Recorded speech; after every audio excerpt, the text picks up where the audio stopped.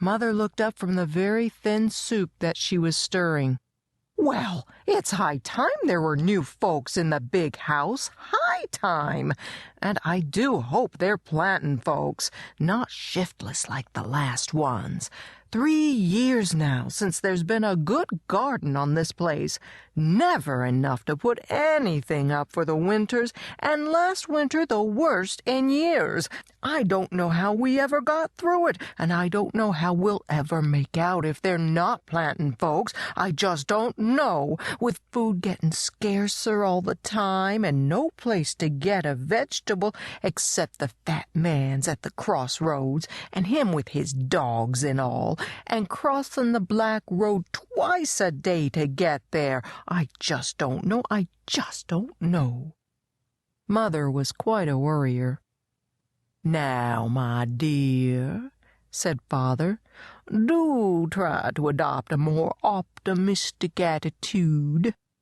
This news of Georgie's may promise the approach of a more felicitous and bountiful era.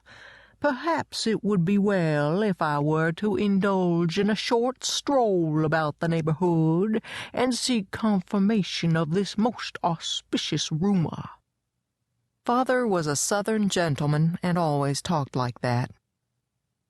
As he picked his way through the long, neglected garden, the big brick house loomed up dark and lonely in the twilight. It looked very gloomy. No lights in the windows, no folks about. The roof shingles were curled and rotting. Blinds hung crookedly. In the walks and driveway, tall, dried weeds rattled and scraped whenever a breeze stirred. Now that all the earth was stirring with spring, it seemed even more depressing. There had been a time, he remembered it wistfully, when things had been quite different here on the hill. The lawns then had been thick carpets of delicious grass, the fields heavy with clover. Garden vegetables had been plentiful.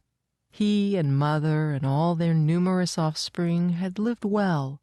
All the little animals had lived well.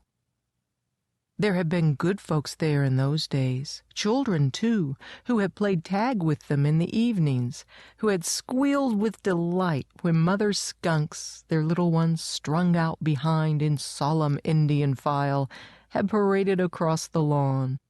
There had been a dog, a lady spaniel, old and fat, who carried on endless noisy arguments with the woodchucks, but had never been known to harm anyone. In fact, she had once found a lost fox cub and nursed it and raised it with her own puppies. Let's see, that cub would be Foxy's uncle, or was it his father? He couldn't remember. It seemed so long ago. Then evil days had fallen upon the hill. The good folks had moved away, and their successors had been mean, shiftless, inconsiderate. Sumac, bayberry, and poison ivy had taken over the fields. The lawns had gone to crabgrass and weeds, and there was no garden. Last autumn, even they had gone, leaving the empty house with its desolate black windows and its shutters flapping through the winter storms. He passed the tool house, where, in the old days, bags of seed and chicken feed had always rewarded the hungry field mice.